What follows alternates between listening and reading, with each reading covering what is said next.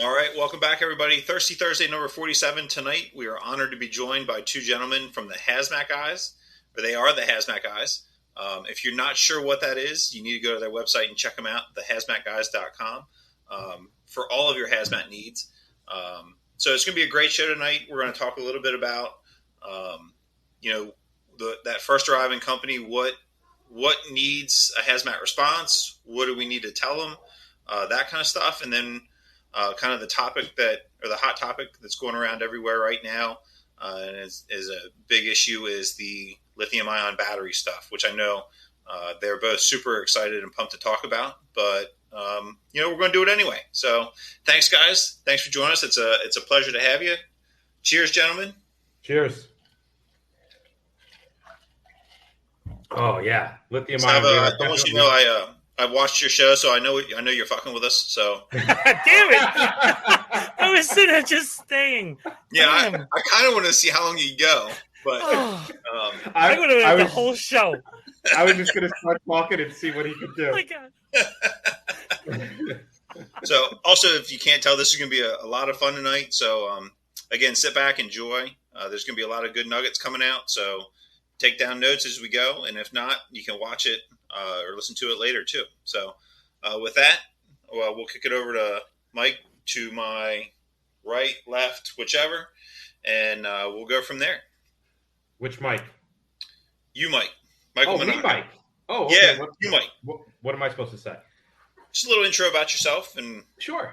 My name is Michael Monaco. I am a New York City firefighter. I'm in HazMat Company 1. I've been there for too many years now at this point. And I'm also a hazardous materials specialist with the city and teach across the country, as well as the not so better half of the HazMat Guys. Trevor? Awesome. Thanks, man. I appreciate it. Really excited about the show tonight. I've been looking forward to it for a while. Before we even start, again, Bobby and Mike Wood want to thank you guys. In addition to Ray McCormick, last week we were out in Wichita, Kansas, teaching hot class out there. Phenomenal, as it always is, but could not have been with a better group of instructors. Again, looking really forward to tonight, and especially we were talking a little bit pre-show about some things and some preconceived notions, some conceptions, everything else. I'm really looking forward to Mike Monaco and Salvo taking us to school on some of these things, because I know pre-show Mike had said, hey, I'm going to push back on a couple things. I look forward to that, because this is all about the learning experience. Collectively, we don't have the reps and sets. These guys are doing it on a much more regular basis. They have the freshest data. Most of what we're getting is kind of stale. So with that being said, I really, really look forward to the information that's going to come out of tonight's show. And Ben, I don't know what your rotation is going to be, so I'm going to shut up now and you tell the next person to talk.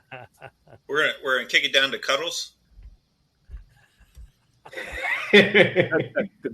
That's his prison name. Easy. Well, Sorry, welcome everybody. Bobby McGee, Lieutenant, New City Fire Department. Been around for a couple of years myself. And I think that the Salvo guy looks really like a really good conservative talk show host to me right now, with that the gear he's got on. So look forward to hearing what he has to say. And I'll turn it over. Salvo, if you want to introduce yourself, and then we'll go to Mike last. Baltimore's always last. You know what I mean? That's terrible. I'm Bobby Salvesen. I'm the other half of the HazMat Guys. I did 25 years in New York City Fire Department. Final assignment was in HazMat 1. I was in Squad 288 for 10, 12 years or something like that before that. And I don't know. We try to make the you don't know if it's a comedy show or a hazmat show. So we try to play both. It's like chemistry and fart jokes. Yeah. Right. It always works. They always work for some reason. All right, Mike Wood, go ahead. All right, guys. I'm going to throw out a thank you to Bobby and Trevor for an awesome time out in Wichita. And then thanks for being here to Mike and Salvo. And I can see that Salvo's got you got a lot to go through tonight. I just kicked this morning, and so we're going to get going. Yeah, I like it, man. You're prepping. I'm interested. I can't wait to hear a lot of this. It is something that usually gets put on the back burner. I know it's that way a lot up the road in Baltimore, and it's something that we definitely need to delve into a lot deeper down here in Ocean City. I like the down and dirty, man. So I'm without further delay, let's get these glowworms talking. Sounds good. One of the things that we kind of, I think, to start is, in the places that we work, with the exception of Michael, whichever, below Trevor, we don't have a dedicated HazMat company to respond on in our department. So I think, what are kind of some of the criteria and things to say, oh shit, this is bigger than what we were anticipating, or this is, way beyond our scope, and like, what are the criteria to start a hazardous materials response? Mike, can I do this one? Yeah, go ahead, Bob. All yours. All right. Let me translate for Ben first. He said, when we don't know what the hell we're doing, what do we do? Yeah, this is the funny thing, because make shit up.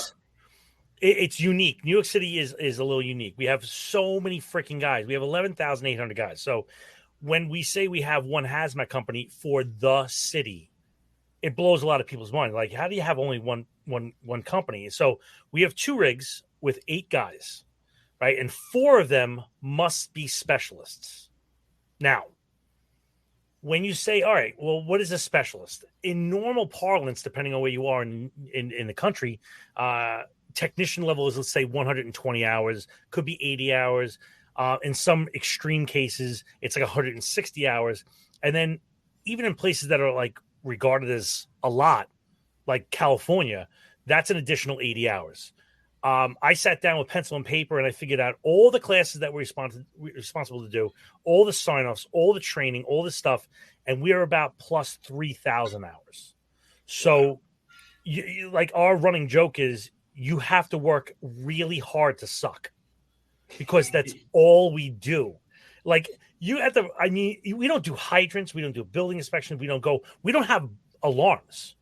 The only time we go out is when the battalion or the chief special calls us in. So we only seen the craziest crap that's on the street. And so when you ask the question of, like, how do you know you can handle it? When you come into special operations school, and this is not like, a pat on the back or anything, but they tell you, they're like, nothing's too heavy, hard, high, hard, like nothing. They're like, there's nobody coming after you. Like, we have a mutual aid agreement. I have never seen somebody come to New York City to handle one of our jobs other than 9/11. Never. So they don't want to hear hazmat can't handle it, or rescue or squad can't handle it. They're like, just make it go away. Right. Figure it out. But that's it. I think from an engine point of view, are you referring to also that first 2 companies sitting there going, holy crap, do I need hazmat? Yeah. Yeah. So if the thoughts go through your mind where you're like, oh crap, I don't know what I'm doing, which is a totally like honest thing to go through your mind, you should be calling in a hazmat company. Even if it turns out 10 minutes later, you were just having a brain fart, your brain cells connected, and you were like, oh, I can just do this. At least get them on the road, get them rolling. Because it doesn't mean that they have to show up, but you have access to them. You'll get to talk to them. And this is in, at least in New York City, but everywhere I go is the same. The guys in the hazmat are always ready to make contact with the people on scene before they even get there. They're always ready to figure out what's going on, and they always want to be turned around before they get there. So they're more than and if you're on overtime, they can slow the operation down. We don't make your overtime, but we make your overtime a lot longer. Right. So standard operating procedure then would be, if we arrive on scene and our size up is, holy crap, we don't know what we're doing, this should be a hazmat. I feel like almost every call needs to be a hazmat. That's probably the... Explain, because when you say that, are you coming from the point of view of thinking about rolling up on a hazmat scene, or are you saying that from the point of view of literally every call? Right. Yeah. Depending on your jurisdiction, it could be every single call. Well, then, No, yeah. What I'll tell you, one of the big things, of course, we get up the road is you get into these old warehouses, and so we have these different multi-occupancy storefronts and things like that. Much like you guys have them littered all over FDNY. But they go through that transitional phase where 1 week it's this, 1 week it's that. They change their storefronts like we change underwear, and some of us, and you don't know what gets left behind. You don't know what gets stored upstairs, what gets stored downstairs, and you arrive and you kind of size up what's happening there, and we could see a variety of different things occurring. What would be some, in your guys' minds, one of the big things I'm curious of, what are some tells? What are some common tells that you would consider like dead giveaways for you guys need to be thinking along the terms of HazMat for this? So there's a correlation between HazMat responses, like I need the HazMat, and training.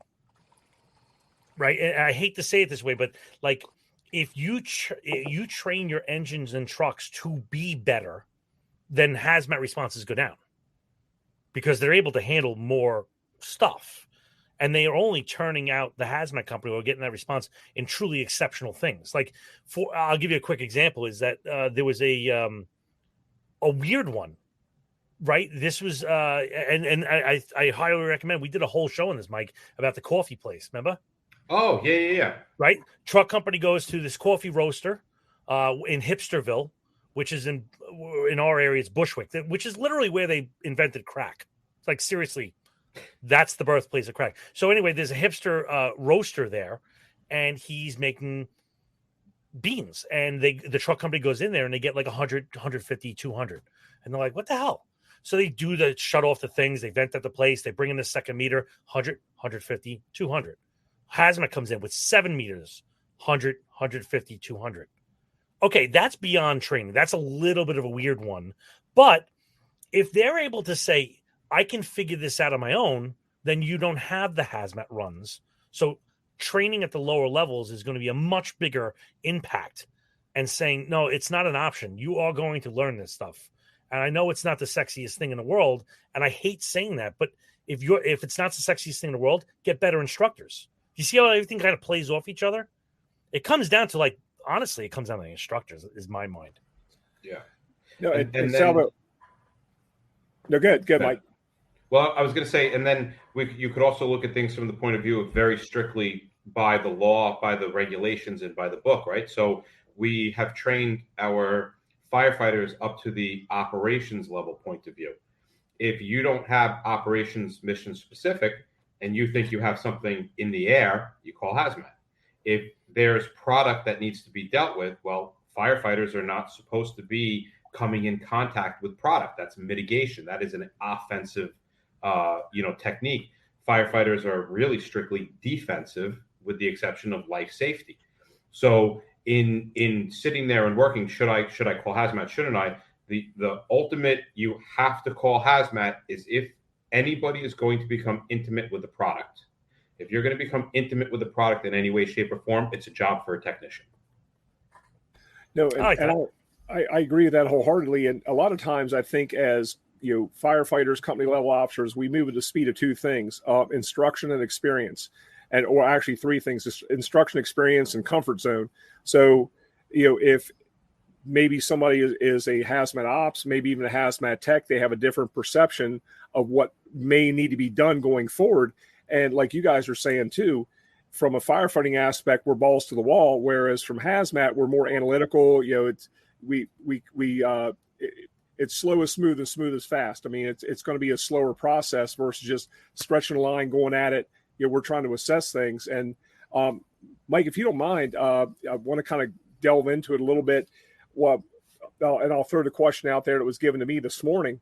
One of my shift commanders is like, hey, and they look with all these EVs and hoverboards and electric bikes and X, Y, and Z. What would you think of this? if we had an EV in a garage, it's going to take, might take us more water. And this is spurred on by some of the issues we're having on the west coast of Florida from the flooding in the wake of Hurricane Ian. And he said, would it be improper for me to, if I'm fighting a EV fire in a garage, to think about latching onto that thing with a winch and pulling it out there? So I'm just fighting a vehicle fire, not a repetitive house fire and a vehicle fire. I'm like, actually, it's not a bad idea, but I'm just thinking it through. It's like, if it's safe and it seemed common sense, maybe, but that's something that I've never dealt with in my 35 years. Where, and Mike, you had a perception of this because you guys have the reps and sets. You're seeing this through a completely different lens, and that's why you're here. So, I don't want you to be the man. I want you to be the bus driver and take the man to go for it. Okay. All right. So what I actually was pushing back on, what you didn't say in the summary was, we're using tons of water to put this fire out. And that was the line I was going to push back on, because and we can look at this from a whole bunch of points of view, but I really feel like at this point I need to be dressed up in like a Disney Elsa costume, running around going, let it burn, because that's ultimately what my viewpoint is let it burn. And I agree with everything you said, with the exception of we're putting the fire out. We are not putting the fire out. Nobody has ever put out a EV battery fire. It's not happening. So to give you a dated reference, this is kind of like going back to the magnesium engine blocks of the Volkswagens that, it runs out of fuel. You think you're doing a good job, but at the end of the day, it's going to go out no matter whether or not we show up. It's just a matter of time. And so give it the time. So I agree with you 100%, right? So, and we look at this from everything we do in HazMat, we look at from a risk versus reward, right? What are we willing to give? What are we willing to sacrifice? And ultimately, what's the benefit? And some of these things may not be a risk for your community, but we're talking about across the country. And so I can try to speak for multiple different places. What is my risk? What is my reward? Well, let's talk about putting quote unquote putting a fire out of an EV car. As long as I have no exposures, right? So as long as I have nothing else that I am particularly worried about. So as an incident commander, I may have to say, I'm going to sacrifice the garage to protect the house, right? And we have to be okay with that. Once exposures are taken care of, what are we gaining by putting out the fire?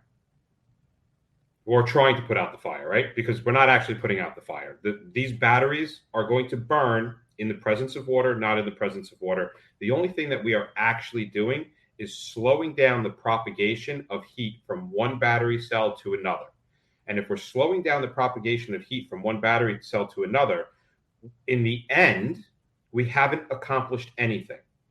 The only thing we have done is wasted a tremendous amount of water and a tremendous amount of resources to watch a car smolder, instead of spending a few seconds stepping back, protecting our exposures, and watching a car burn.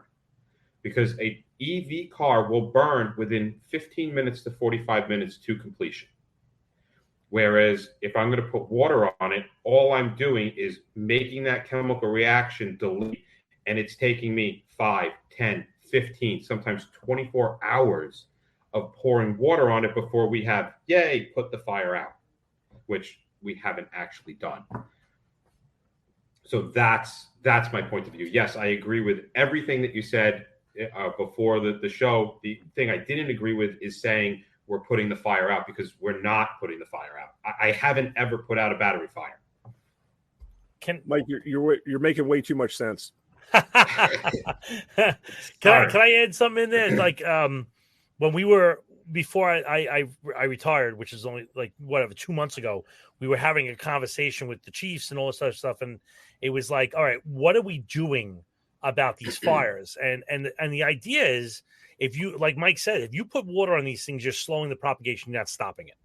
And so let's say company one pulls up and they are throwing water on this car. All they're doing is slowing it down, and they're going to be there for a long time. So people were like, all right, why don't we get a pickup truck with a little pump that'll come in and it'll replace it because we can't put an engine company out of service for 24 hours just throwing water. Okay, that makes sense. You can't have all those guys sitting there. Let's get them back in service. We'll put the pickup truck there, and they can just lob it from the hydrant, and the guy can play, crosswords on his phone or whatever the hell it is. Then it came down, is there a better way? Well, the better way is to let it burn so that the water actually goes in the battery. Well, how long does that take? It takes 10, 15, 20 minutes for you actually to create a hole in the battery compartment so the water actually goes in it. Okay, that sounds great. Why don't we just do that? I said, do you guys have any idea about the PR perception of that at this point? Because now you have an engine company that's going to be pulling up to a car fire and saying, let me wait 10 minutes. And then there's company one on TikTok or the Insta Snap or the Snapify, whatever the hell the kids have today, right? Your company one's all over it, representing the New York City Fire Department, and they're just standing there with their hands in their pockets while this car burns. Why do we pay taxes? What do we do? What are these guys standing there doing? There's a tactic there. And the thing is that either do it or don't do it. And what we're seeing is 200 years of tradition unimpeded by progress. We're seeing fire chiefs that are smashing square pegs into round holes. They're trying to apply fire tactics and outcomes to hazmat incidents, and it does not work. You either have to have a new book and a new mindset or leave it to somebody else that has the idea. And in fairness, Salvo, that was part of the Chiefs test. I mean, if you got a square peg in a round hole, they gave you a white helmet and sprinkled some fairy dust and on it. A bigger hammer, man. Yeah, that was the biggest thing. Is like, well, why don't we just put it out? I understand it, but it's not going to work here. Yeah, and I think you're 110% correct, because sometimes it's coming down to optics. And I hate politics with a passion, and it's one of those things. It reminds you of the Norman Rockwell lithograph with the pipe man with the big underwriter's play pipe putting out the fire. It looks great, but sometimes you're just pissing on something just to make it look good. And that not saying that that's our focus and our goal, but we have to realize too that when we're committing our firefighters to fighting these fires, there's an inherent risk. We don't know what's going to explode, what's going to happen, and we're putting them in the front line. So, I think we have to be very cautious and to your point, and be realistic. And I'd much rather explain to a citizen, news journalist, a mayor, a commissioner, whomever, why we employed a certain tactic versus arbitrarily, employ our people to go out there, put themselves at risk for something that they know is just going to run out of fuel. And I mean, to your guys' point, I think that we need to worry less about optics and more about strategy and tactics that are going to have a positive outcome. Not for the newspaper or our report at the end of the day, but for the incident. Right, and there is a. Go ahead. Sorry. No, go ahead, Mike. I was going to say there's risk that needs to be assessed that a lot of people are not thinking about. Water, the amount of water that we use. There are some parts of this country that fresh water is a risk. You go to the area that I'm in right now in California, their town can't afford 30,000 gallons of water to put on a car fire. It's just not accessible. And then you have the toxic stuff that's coming off of these cars. Within the first couple of minutes of a car fire or a battery going, so we're on the same page as this, right? You have a fire that starts in a single battery and it spreads. So when I say the first few seconds of a fire, I'm talking about every time a new cell ignites, it's giving off some seriously toxic volatile organic chemicals as well as hydrofluoric acid gas. All right, so there's HF coming off on this. If I were to just let it burn, a lot of my smoke and products are hot and they're going straight up in the air. Think about when we actually fight a car fire. If we're wearing our masks, the moment we actually hit the water on the fire, we start to cool off that smoke and everything banks down for a little while. So if I'm not fully masked, and I'm not talking about just the person fighting the fire, but think of the whole scene, how sometimes that smoke banks down at a car fire. Yeah, the guys on the line might be wearing their mask, but your command post isn't wearing their mask. The first two truck isn't wearing their masks. The other companies are not wearing their masks. And we're not allowing that smoke to just go ahead and vent and get away from us as quickly as possible. That is containing massive amounts of volatile organic compounds, POF3s, phosphates, and your hydrogen fluoride. So letting it burn also gives you the ability to have those gases escape in a column straight up versus knocking that smoke down to ground level. I had a question for you guys. Go. And I'm learning stuff already. This is kind of cool. But what are some of the things we can do when people are at risk? So it's a two-part question. So if there's a fire and there's other people at risk, say a parking under a building is occupied or some of those things. And the second part of the question, or people trapped in cars adjacent to it or whatever. What is there anything we can do to control it just for the time to get people out? And the second question is, I heard that they have a problem where the wheels generate energy. And so if they're damaged and not burning, if you move it, it can create a fire. So just if you can walk through some of the things about it, if people are at risk, what are some of the things that we should or shouldn't do when we come up on these EV vehicle fires? So when it comes to life risk, like everything else that we do in HazMat, risk versus reward. And we need to then take everything that we talked about and literally just throw it out the window, right? Because all the stuff that we talk about when we talk about this, we're literally looking at the idea that life has already been established, right? That there is no more life risk, and we're here to protect the environment and the property. So the moment life comes into play, that risk reward analysis now tips towards risk, where I would say before, what is my reward for putting out a car fire? Nothing, because the car is destroyed. It's going to be totaled. The insurance company is writing the whole thing off. I haven't saved anything. I put that fire out. It lights up again in a junkyard later. Now I've risked a fire somewhere else. That car lights up on the back of a tow truck, and now I've created a hazard somewhere else. So those are my risks. But the moment life becomes involved, or the massive destruction of property, everything goes out the window. And yes, we have to address the major hazard first. If you've got life involved, put the fire out. Put the fire out, keep it at bay until the life hazard is assessed, and we're good to go. And then we can continue our operation from there. So you talk about a parking garage. Man, that's going to be a really, really, really shitty day. You got to get that car out of a parking garage. You got to start having community awareness where places are not allowing EV cars to charge in the basement of parking garages anymore. But This is where the community outreach of the fire department starts to come into play. This is where your chiefs of department or your union leaders have to start making contact with your city council or your governing bodies and be like, this is a serious problem. It needs to be addressed right now. We cannot allow, for example, EV cars to charge inside a parking garage. Maybe up top floor, good to go. Hey, great. Whatever you guys want to decide, that's fine. But these are the steps that we have to take now. If we have a fire in there, put the fire out, get it out, and then when it reignites, let it keep going.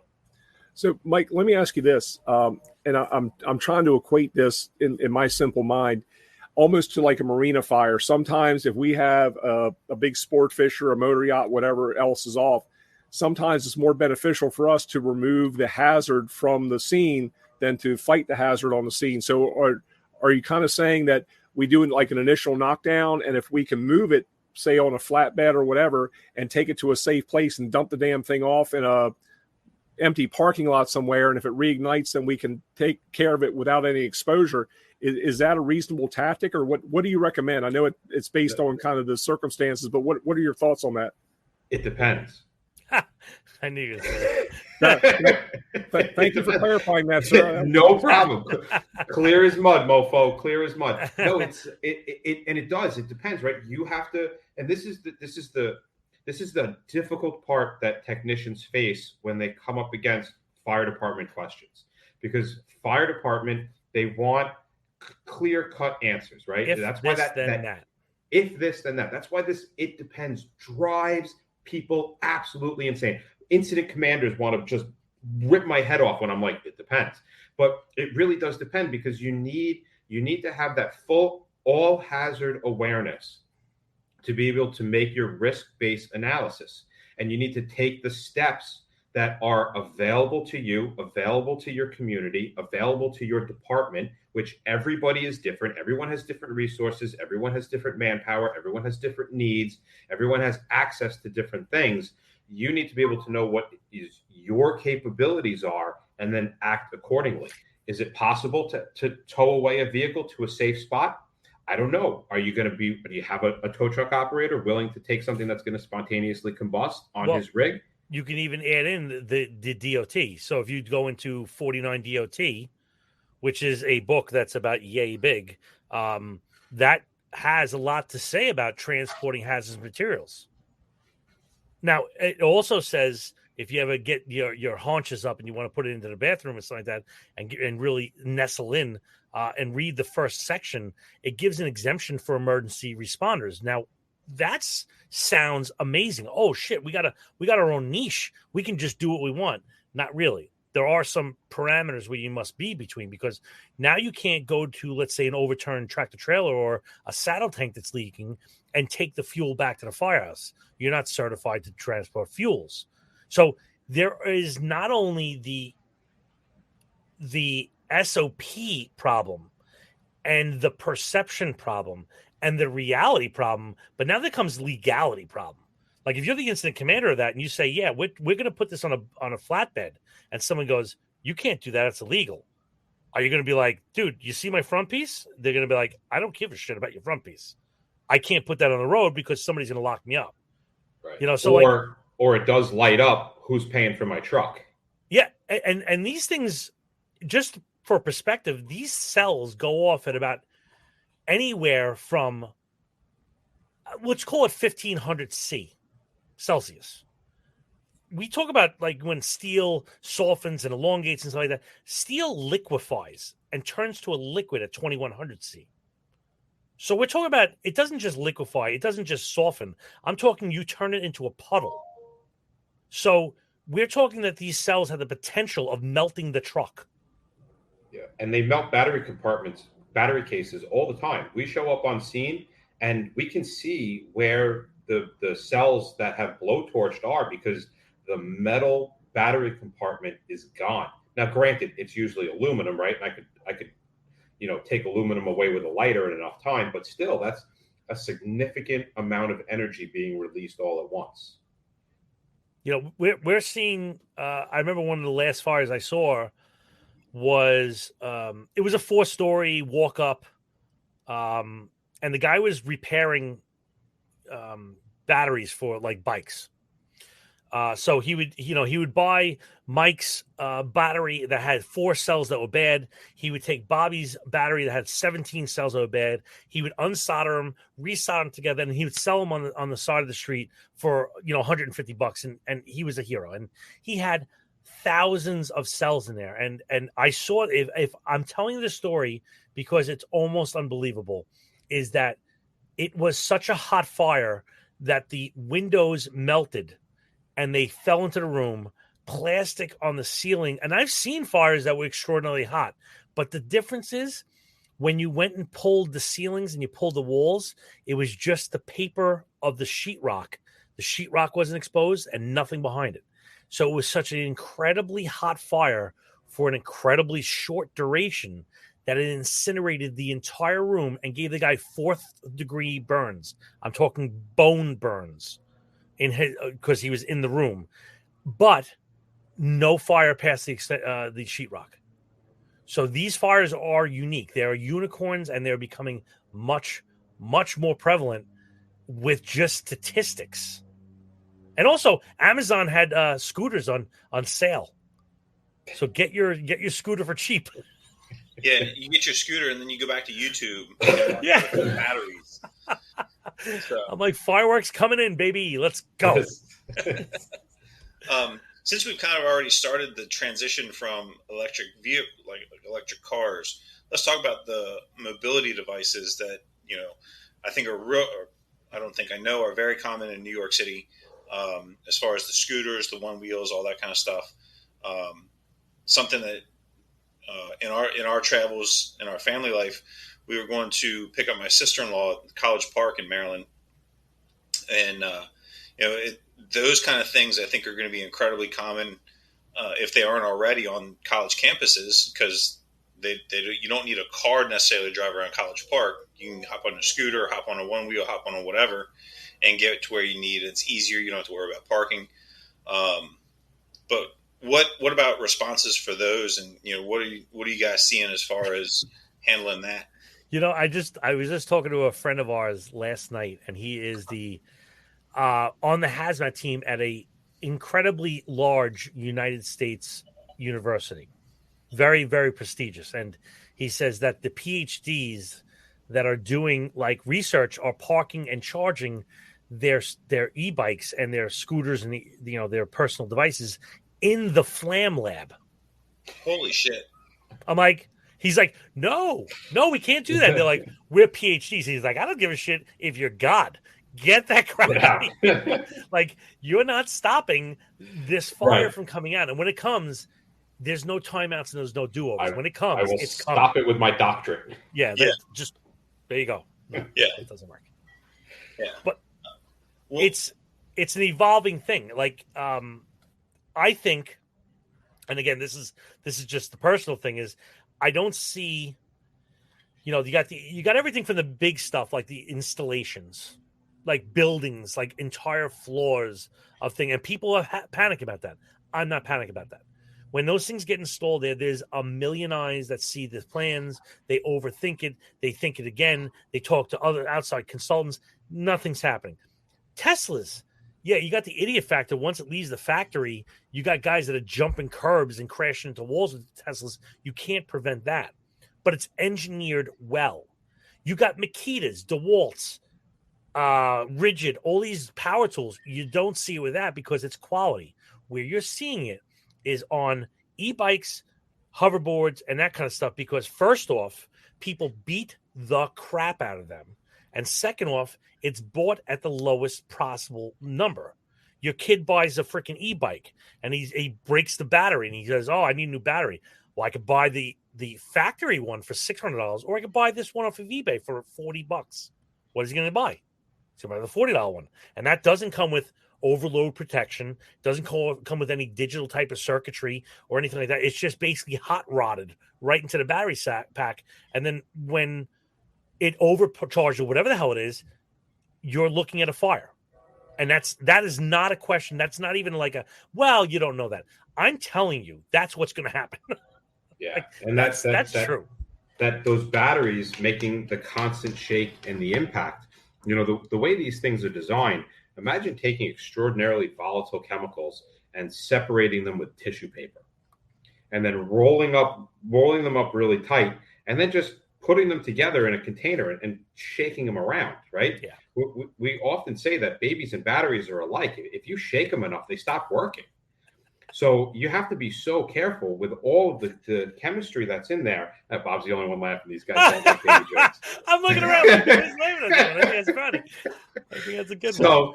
So, you start to wear away the insides of these with mechanical, and then you add on the electrical component to it as well. Even a well-made battery, to Bob's point, they're not seeing well-made batteries, they're seeing shit batteries.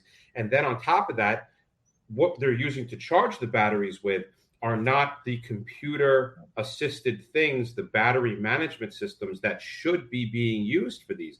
A good battery management system is going to put a temperature probe on every single battery. It's going to monitor every single battery. It's going to balance the charging on every single battery so that no battery charges or undercharges at different rates. They all do it together. Right. Because if you have a battery that's charged here and a battery that's charged here, if you don't have a good battery management system, by the time this one fills up, this one still needs to fill, and now you're going to overcharge to get this one filled. That is electrical abuse to the battery. It's going to cause failure. So you start to add all these little things together. It's not just the shitty batteries. It's also the shitty batteries with the shitty chargers with the shitty abuse. And now we're starting to see, there was a big push during COVID for people to get these transportation things, and now we're starting to see a year or two later the chargers are no good. They're starting to fail. The batteries have been abused. They're starting to fail. So we are exactly where we should be in that time curve for things failing. Yeah. Now let me ask you this. I mean, because a lot of these devices are for an individual use per se, what are you guys seeing as the prevalence of, when people charge these devices, they're putting them in private dwellings, multifamily dwellings. We had one probably about 6 weeks ago where somebody had a scooter inside their apartment building next to a baby crib because that's where the outlet was, and they don't want anyone to steal their shit. So what's the prevalence of private dwelling fires, multiple family dwelling fires that are resulting out of people charging these things? I mean, is that something that we should consider as part of our response? We're lucky in New York City that there's just a tremendous amount of area and real estate. So these houses and apartments are huge, and a fire in one area doesn't have any effect anywhere in the other part of the apartment. I'm being totally sarcastic. I was going to say, like, what planet are you they are teeny, itty bitty little spaces for, $3,000 a month. You're getting a bathroom size apartment, and they're putting these things in there where we are seeing. Right. If you think about just what they're designed to be, yes, we get mobility devices that burst into flames while they're in use. It happens, right? Usually the guy ditches his battery and runs, or they ditch the scooter and they run. But they're few and far between compared to the things that are going off inside dwellings. They're going off inside of dwellings. They're going off while they're being charged. You get the delivery guy that's going to do one more delivery, and he says, all right, give it to me. I'll take it on the way home. So he swaps out his battery, puts the battery on charge into place. They close the roll down, and he takes off, and then the battery goes on fire, and you have a fire in a taxpayer or a mercantile.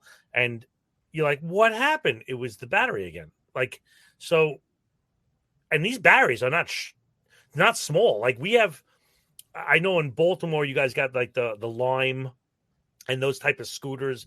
We got Revel, right? REVL. And so one day we were driving the rigs around the city and we saw the Revel truck out. We're like, holy shit, let's stop this guy. So we pull him over and we get out and we're like, hey, show us the back. He's like, am I in trouble? No, just show us the back. He opens the back and it's got like an A-frame, like a granite countertop type A-frame kind of thing. And he pulls this rack out and he's got like 60 motorcycle batteries on this rack, and all he does is he drives around and he swaps them out all day, right? So he swaps these things out, and so there's 60 batteries on this vehicle, and we're like, holy crap, it's a lot. And I said, so what do you do when you're done? He's like, well, I drive to the Bronx and I pull into this warehouse and I plug it in. There's 4 shore powers on the side of this thing, and we just plug in the thing, and then the next morning we come back because they're all charged and we go out and do it again. How many trucks are in this place? There's probably like 60 or 70 of them. This is a non-marked, indiscriminate warehouse in the middle of the Bronx that has 60 vehicles with 60 batteries. You pull up on that thing, it's not even going to be a fire. It's going to be a Roman candle. Like, it's going to be like your magnesium fire, you said. It's going to be off the charts hot. And what are you going to do? Like, what is your what are you thinking about? So, like, a lot of these things that we're talking about right now should start off as conversations around the kitchen table saying, what are we doing if the Bronx happens? Like I just said, what is your plan? Are you staging 2 blocks away? Are we getting, unique water sources on every available engine? Are we going to relay? Is that even a possibility? Are we doing roof ops? All these things should be played in because it is not a question if. It is happening. It's going to come. Cheers. Wow. Just wow. First of all, Mike, I really appreciate your example of how the battery shakes. That was pretty good. And thank you. Speaks well for you. No. So we had heard a little bit about that New York is actually running maybe 2 or 3 of these fires a day with these chargeable scooters and things. And all I could picture was the New York Dutch oven or otherwise a tenement block hallway. are these things like stacked in these hallways in your tenements and stuff, or is that what they're doing when they're charging them up? They're generally not in the hallway, because if you put it in the hallway, they're going to be stolen. So they're actually inside the apartment 9 out of 10 times, 8 out of 10 times. They are either, 50% of the time, they're going to be in front of the door. So their only means of egress for the apartment, minus the window, is now on fire. Or it's right next to the bed, just because that's the only other spot, under the bed, in the bedroom, being charged with the other 7 mobility devices they have, plus your cell phone, all off of a power cord, because there's one outlet in the room. That power cord is also charging the TV, the computer, the laptop, and all the other electronics. So right there, you may not realize it, but right there, you have a massive problem, because the voltage for these things to be charged needs to be almost exact and almost constant. And even with a decent battery management system, if you don't have the proper voltage going to the system, that voltage can't be stepped down properly. That step down can't be given to the batteries the right way, and you end up with electronic abuse. So even with all the other stuff that we're saying, there's a lot of other factors going on. So what you're saying is Salvo retired because he'll be part of a losing team? I don't want to be dealing with that stuff. That stuff happens all the time. I'm not running for that crap. That's true. That is true. Truest thing we said all night. So I think one of the things that we kind of touched on a little bit at the beginning was a good PR thing from the departments. What are some things that we could take away and maybe add into that, as far as if you're going to charge it, make sure it's like your fridge, you plug it directly into the wall. You don't do it in a means of egress. You don't do it in your home, period. What are some of the things that we should really think about as far as the charging of those? Well, the first thing you need to do is realize that all of these, everything you're going to do is going to land on deaf ears, depending on if you're in a blue state or a red state. Because believe it or not, now politics is starting to play a role. And we're seeing this, I believe, my personal opinion, we're seeing this play out in New York City, where nobody actually wants to talk about it, because lithium-ion batteries are supposed to be the salvation of the future. So we have so NYCHA, which is the organization that covers public housing. New York City Housing Authority. The New York City Housing Authority. It took them almost a full year to ban scooters going into apartment buildings. And even then, there was pushback from the restaurant community, and there was a ban placed on the ban until it got to the point that they didn't have a choice. And even then, there's nobody actually, enforcing the regulation, right? It's very difficult for a public service announcement to be made outside of the fire department turning around saying, hey, don't do this. But, the fire department in the past has done phenomenal jobs of fire prevention outreach. So, in New York, October is a very big fire prevention month, not just in the city, but in the statewide. So this really needs to become part of a fire prevention message as well, right? We burn the Christmas, my local fire department burns the Christmas trees, and they light the oven on fire, and they show, don't put water on an oil fire and all that stuff. Well, it's time to start adding the message of these lithium-ion batteries and the dangers of these lithium-ion batteries. That's the community outreach that the fire department needs to be doing. And Mike, that I think that's kind of amazing too, because most of us, because we're very operationally minded, don't even think about the legislative or political point behind that.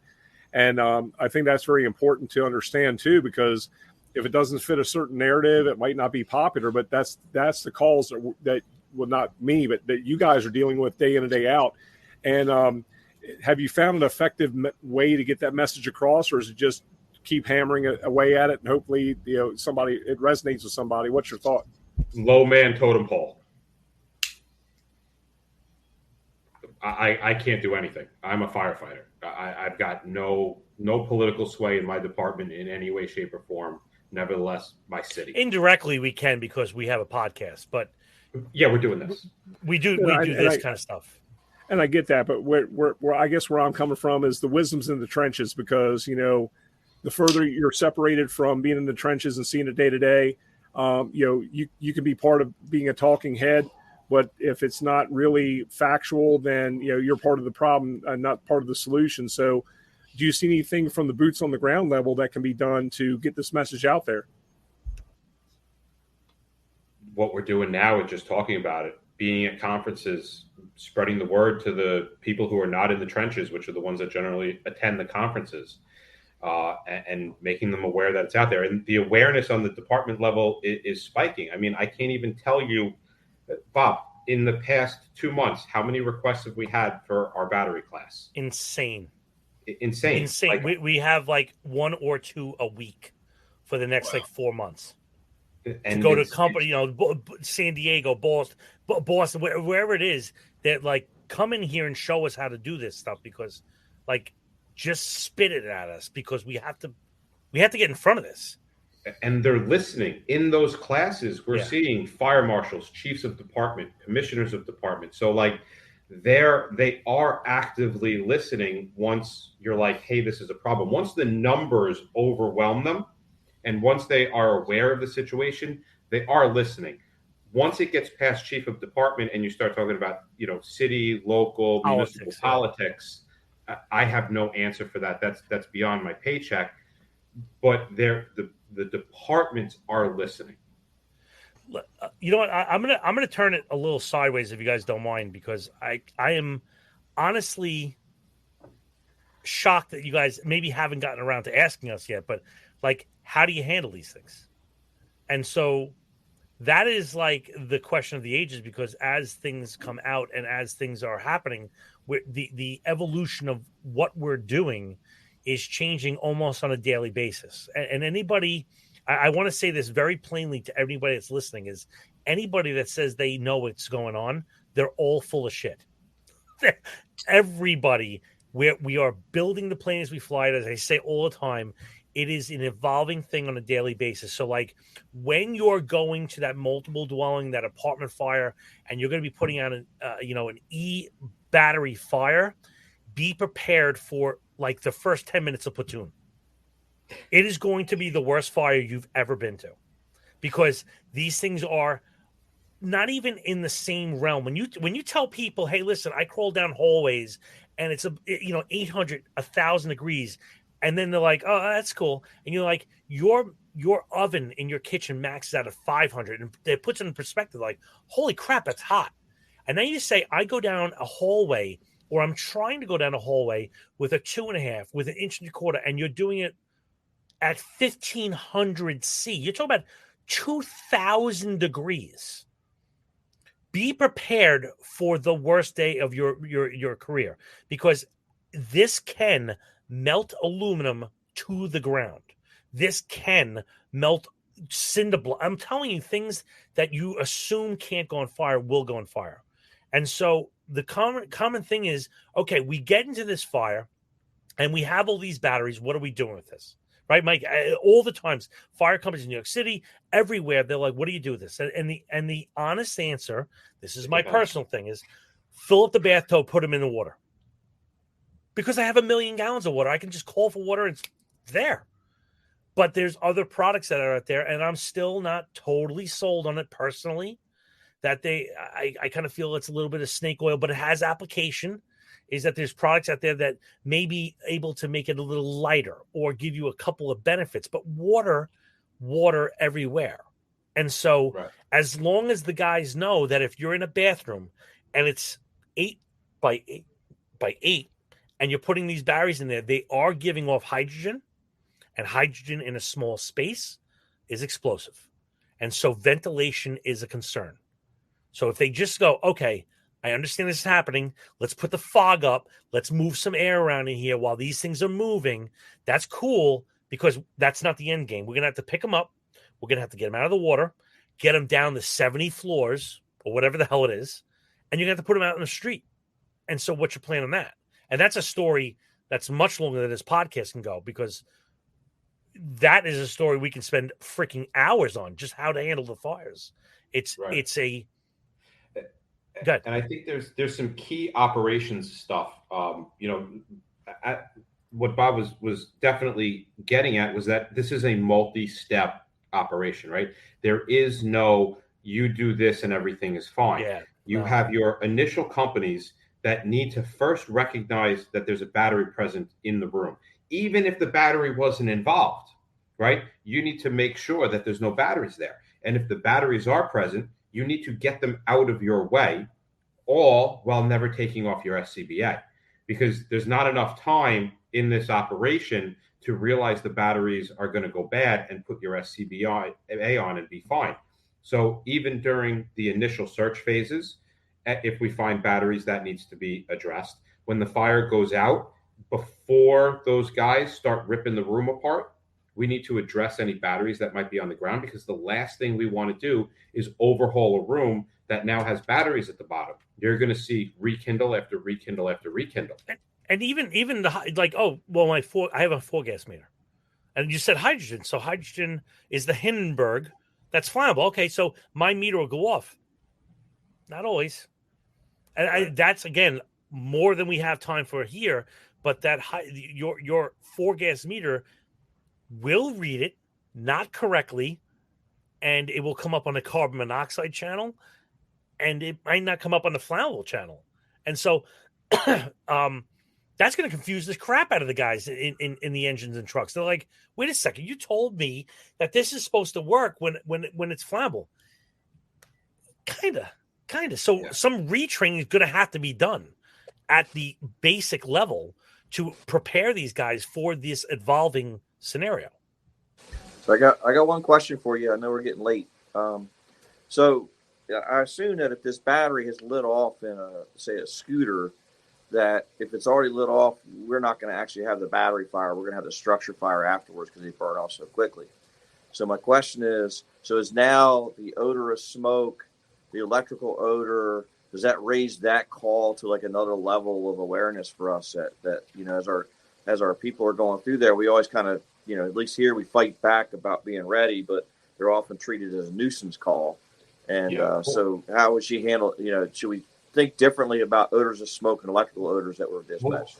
Let's be real, right? Let's pretend like our chiefs aren't listening. Let's pretend like OSHA isn't listening. Let's pretend like NFPA isn't listening, right? No, they're not. No, they probably are, unfortunately. I'll get a phone call from somebody that's like, hey, you can't tell people that. All right, let's talk reality. When do you put your mask on at a fire? Legit. Answer the question honestly. When you know there's a fire. When I can't breathe anymore. Right. Right? Are we going to pretend like that doesn't happen? Are we really going to pretend that? So I'm going in for an odor of smoke. I'm going in for food on the stove. Well, I don't wear my mask for food on the stove. I probably should. I'm not saying it's the right thing to do. I'm saying it's what happens. So if I don't have a fire and I have a scooter, or I've got a room full of smoke, well, that's with a light haze. Right, with a light haze, you're still breathing in HF. You're still breathing in the volatile organic compounds. You're still breathing in the PFO3s. You're still breathing in just for perspective, because he said that, and HF is hydrofluoric acid, which is probably the boogeyman of hazmat. Just to put it in perspective, this is 1% of your body surface area. If you get HF on 1% of your body surface area, that's 70%, you are dead, period. Like it is, there's no timeouts, no coming back from that one. So like HF is what's given off by these batteries. That's crazy. Yeah, that is a level A, like HF is a level A job. There's very few things that we turn around as far as me and Bob are concerned that we're going to say, we're going to use a level A. Hydrofluoric acid and HF is a level A job. So, we have to educate our operations guys and being like, no, you don't understand this idea and concept that I'm going to put my mask on when I can't breathe. It doesn't work for this situation. It's not like a food on the stove where you're just going to be blowing nasty shit out of your nose for a couple of days and you might have a headache. You have to wear your mask. Well, guys, let me ask you this, and I'm going to ask you to put your officer hat on, or like your senior man hat on. If I'm the FNG, the fucking new guy on your shift, or I'm a company level officer who came up, I'm the engine boss or truck boss, and say, hey, you guys understand this hazmat stuff better than I do. What would you tell that FNG, or if you were giving advice to somebody, and which you have already touched on a lot of that, but if I'm the new guy on your shift, what are you going to tell me? Put the long arm on me and tell me what you expect when we go to these calls and how you expect me to respond, because I think the other 99% of the universe is responding to these calls like we're literally, I don't mean this derogatory in any way, but we're responding to these as a bunch of rookies, and we look at the SMEs, the subject matter experts, to give us some guidance. So in the most unvarnished way possible, tell me how if I was coming on your scene, how would you direct me to respond on this? I would say, do not cut any corners. There are no shortcuts at this point in our learning of this whole hazard. So if everybody's saying meter them and vent them and carry them carefully and do all the steps, there are no shortcuts to be taken at this point. Anybody that gets relaxed and says, you don't need to do that. You don't need to bring this meter. That's the shortcuts that will going to trip us up. So do the full service every time. And then maybe next year, maybe 2 years, maybe 5 years, we'll go, all right, we really didn't have to do that. We don't have to do this anymore. And hold each other accountable. Like, I've gotten to the point now that we're doing this so much that I started being a little lackadaisical. And my captain had to pull me off to the side the other day. And he's like, listen, he's like, I don't want to critique you. He's like, but you didn't have your mask on. You weren't wearing your gloves. And I was like, you're right, Cap. Like, I can't be preaching this and then not doing it as well. So we have to hold each other accountable, and we have to be okay holding each other accountable and being like, listen, man, I know it sucks. We've just done this 5 times. Throw your mask on, put your hood on, even though it's, August, 95 degrees, and it looks like this battery is burnt to completion. Do it right the first time, because God forbid, and he was 100% right. One cell, it takes one cell that didn't burn in the initial burn, and it goes off in my face, and I'm going to be really sorry I wasn't properly protected.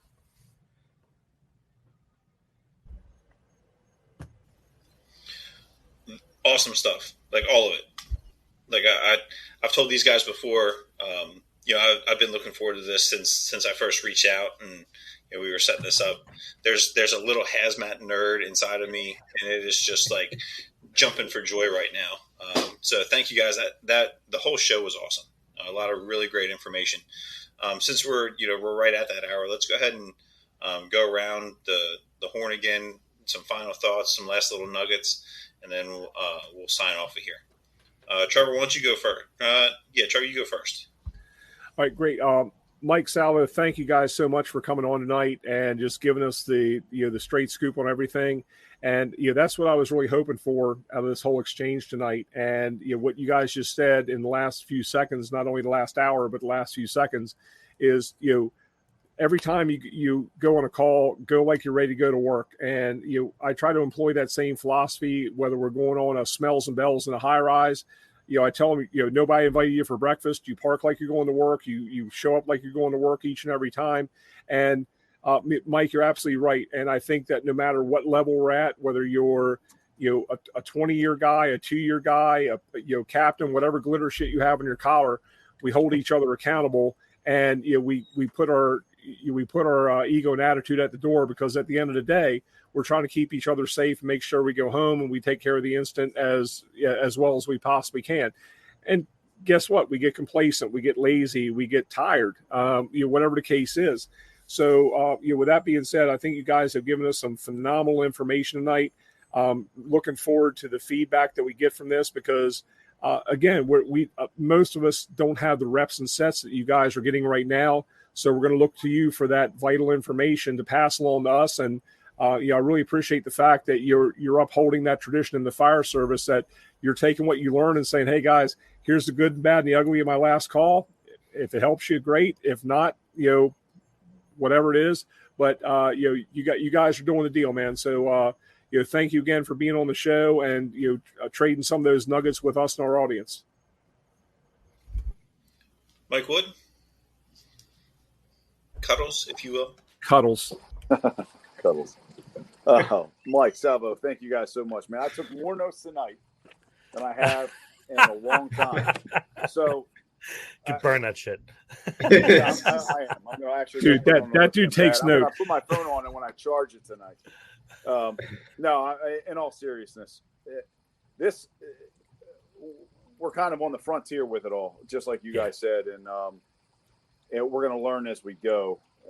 But it's extremely dangerous. It's extremely deadly. It's a real threat, and the boots in the field need to know everything that we can provide them about it. And that's why I'm sitting here scribbling so much, because there's so much that we know, but there's so much that we don't know. And it all, we have to put it out to them as we get it. It's constantly evolving. It's almost a living plan, so to speak. But, I also heard some really good ideas from you guys for ways to try to get ahead of this. And of course, this comes to mind.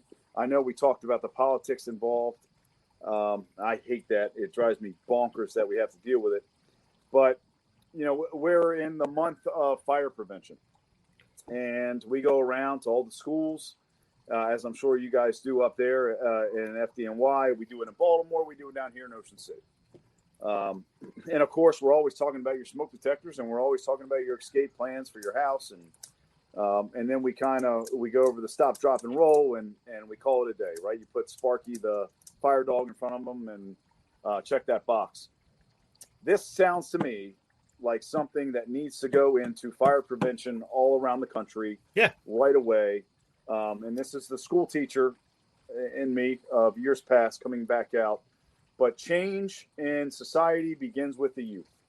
And if we're preaching about all these electronics, how they need to be properly charged, how they need to be properly maintained and taken care of, if we're preaching this in schools, then we are going to see that waterfall effect as it works its way down. So that's just something that popped into my mind, because we're going to a school tomorrow to talk about fire prevention. And this seems to me, this isn't going away anytime soon, and it's only going to get worse. So I'll give you a quick example.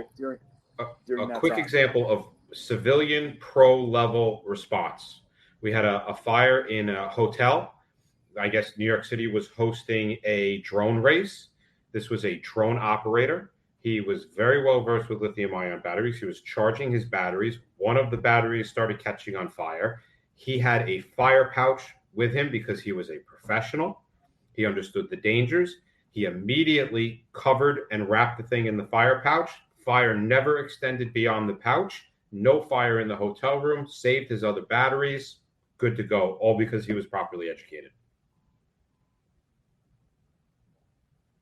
Yep, that's it. It speaks volumes. And if we can start instilling some of this knowledge in the youth, and it gets taken home to the parents, I'm not saying that that's the end all be all, but you have to start chipping away at it somewhere. And knowledge is power, man. But again, Salvo, Mike, a million thank yous. Thank you for all the notes, and thank you for all the nuggets, man. This is something that we'll be peeling away the layers on for a long time. But awesome. If you've got about 7 more hours, we can keep going. All right, Bobby McGee.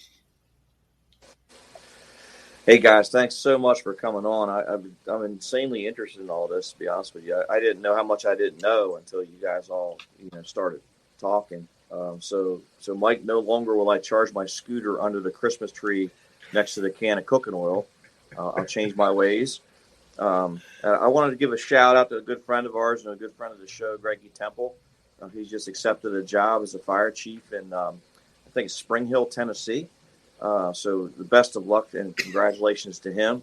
I also really want to thank Wichita Fools, the Wichita Hot organization, Wichita Fire Department, and we did our training at Hutchinson Fire Academy and also their fire school for the fire department. and they were amazing people to work with amazing facilities, and nothing but good things to say about that experience out there. We were rolling out a brand new class, and it couldn't have gone any smoother with their help. And this is great, and we have to have you guys on again. You start figuring out solutions to all this, we'll get you back on again. How about that? Well, the only way we're going to figure out solutions is if there's a nationwide conversation back and forth, and that's what we've been trying to do. That's what's been happening on our end.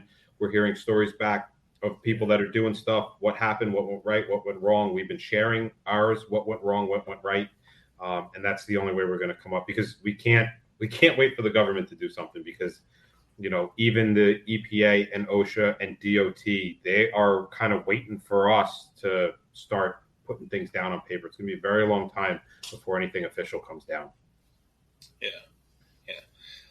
Salvo, you got some final thoughts? I got one quick thing. Beware the gambler's fallacy. Okay, the gambler's fallacy is if I flip a coin 4 times and it comes up heads every single time, and I go, "Hey, Mike Wood, what's the next one?" You're like, "Dude, it's got to come up tails. It's come up heads every single time." Every time it's 50-50. So don't assume any operation is, I've seen this before. This is not fire department. This is batteries. This is hazmat. Everyone's different. So don't fall into the gambler's fallacy. I'll leave you on that one. Thanks for inviting us on, and I had my drink. Thank you. Yeah, can you hold that bottle up one more time? I did pretty good tonight. Holy shit. Yeah. Not bad.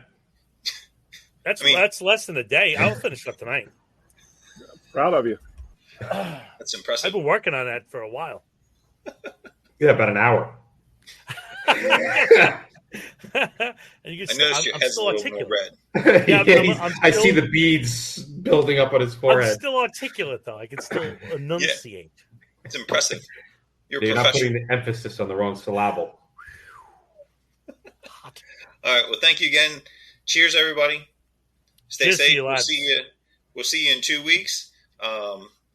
Before we go, if you want more from the HazMat Guys, go check out their website, podcasts, shows. They have premium content.